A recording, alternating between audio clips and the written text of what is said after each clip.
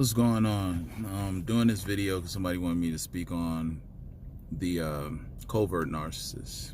I've been getting a lot of people asking me about the covert narcissist, or the I call them the sneaky narcissist, the quiet narcissist, or a lot of people refer to them as the shy narcissist, the one that's in the cut, constantly observing, monitoring how you move, what you say, what you're doing, and gathering intel, gathering data on you or whatever you're doing. These are the individuals who are extremely nosy, but they do it in such a way to where they make themselves fly under the radar. So they may pretend to be disinterested in something, like they're not interested, they don't really care about it, but the whole time they're soaking up everything that they can soak up from what's going on, right? And that is because their objective and how they operate is to constantly gain information to dismantle or find weaknesses in the target.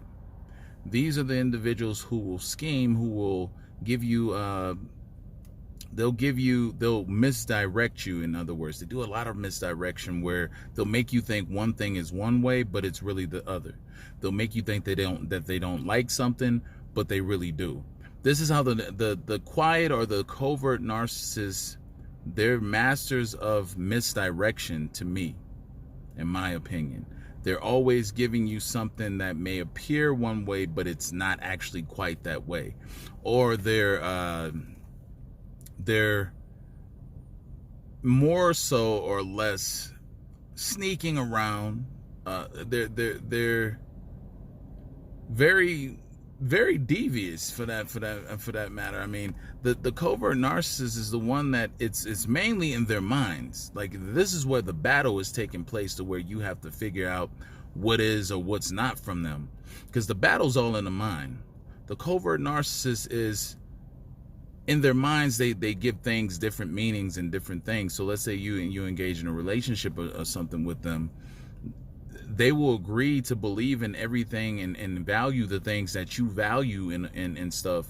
You know, verbally they may agree that, but internally they have no intentions. They don't even believe in that. They intend to do the exact opposite of whatever you are putting forth to say, I value this or I respect this. And again, verbally they will agree and say that, yes, I'm on that same page. But in all actuality, they're not. Now, this is why the covert narcissist is so dangerous, because you can't read minds. You're not able to read minds. You're not able to predict what's going on inside of the mind of that individual. And so this is the advantage that the covert narcissist gets over their supplier, their victims, is that people will have no idea of what's going on and what's going to happen next, while behind their backs the covert narcissist is doing the exact opposite and everything unimaginable that you won't even think of, because in front of you, they're and you know, through conversations and whatnot, they're giving you a certain image, they're portraying to be something completely different than what they are, right? And this is where a lot of people miss that. So they're thinking that what they see is what they get from them. But the covert narcissist is scheming. That's the thing. That all of what they do and what they set up is to scheme, to structure a certain type of perception from you, to build or create a mentality in you that they're trustworthy, that you can tell them everything, that you can befriend them and you know, open up to them, right? All the while, the main thing that the covert narcissists use, they use your information against you, right? Deceive you, make you think that you're in good hands. And I'm not talking about Allstate either. They make you think you're in good hands, and you actually end up playing right into their web of deception and schemes and lies. So most of the time what you're doing with the covert narcissist is giving them all of the information on how to intercept your plans, how to intercept different objectives of whatnot that you may have, to where they can sabotage it. And they'll play the role like, I don't know why that's going on, because they'll make it seem like they actually are for you, like they really want to see you win, or they really want to see you accomplish something. And in all actuality, they can't stand it. They can't stand you. But just so that they can be a part of the dismantling of whatever you have going on, they will play the role. They will act like they are in there with you. They will act like they're doing so much to keep you afloat as well, when in all actuality, behind the scenes, they're tearing it down. And that's what I mainly see with covert narcissists. They're a behind the scenes type of thing. But again, a lot of this is in the mind. The covert narcissist is operating a duality. That duality is to appear friendly, to appear like they're benevolent, like they have your best interests. And in all actuality, they don't. They're there to, sabotage and tear apart anything that you have going on. And that's how they are. And that's why I don't really, I think I made a video a while back when I said that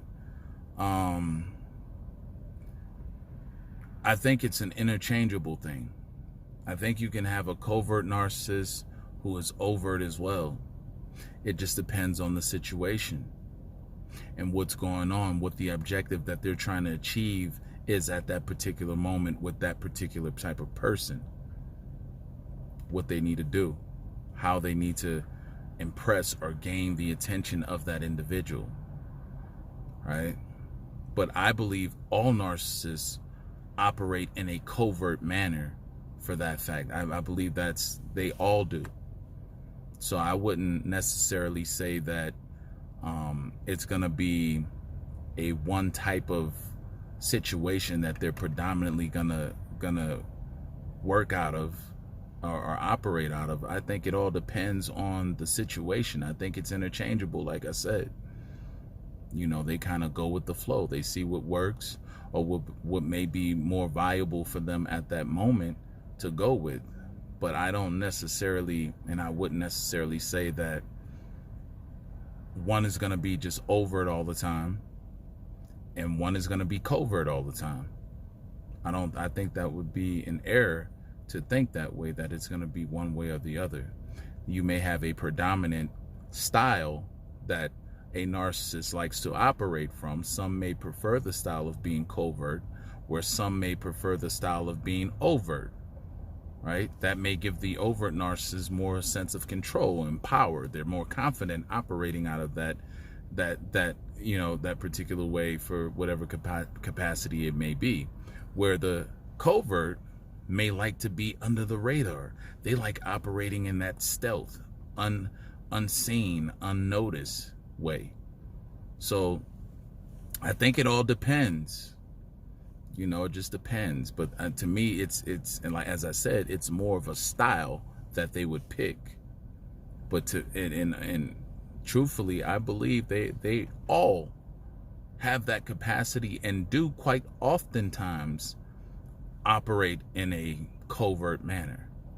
If you think about it, in order to secure supply and to keep supply to a certain extent, they have to kind of come off with a covert type of way and not be overbearing, arrogant, and they have to operate in a certain way to appeal to new sources of supply.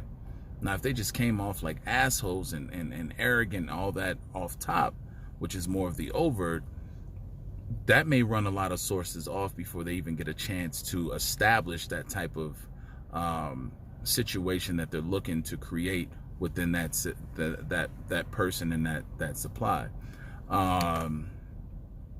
Again, the covert way would work a lot better when they're in stealth mode and you don't know what they are when they're trying to acquire new sources. That would be to their advantage. Now later, and if you notice, when they're getting ready to discard you, I don't care what they are, every one of them are in that overt manner. They're very arrogant, very cocky. They don't give a damn at that point. You won't see the covert, little quiet, shy narcissist when they're discarding you. When they have a narcissistic injury, you don't see the little. So that's what I'm saying. I think, people play on, the words of it and the definition of it a lot, but I think, at the end of the day, I think it's interchangeable. So with that being said, thank you all for tuning in. I appreciate all the likes. Thank you all the subscribers, the support. Make sure you hit the like button. Make sure you share the video. Make sure you subscribe if you haven't subscribed. And switch over to the ASSC Group Network channel and subscribe there as well. That's why I do all of the live podcasts and stuff with, people chiming in, and you're getting to hear the voices and stories from other people. Also, a tour is going to be starting back up. We have Phoenix coming to y'all in late October. We're going to have Phoenix, San Antonio, and Houston is the first three going to be starting up. Kind of breaking it up in little parts. Going straight through is grueling. So the first three cities going to have Phoenix coming up. Again, that's in late October. Then San Antonio, and then Houston. So I'll leave all the information for you here, where you can pre-get your tickets ahead in advance. And yeah, so again, I'll keep all of the others. There'll be other cities to come, so just keep that in mind. But Phoenix, San Antonio, and Houston coming up soon. Anyway, thank you all. Appreciate you. Have a good day.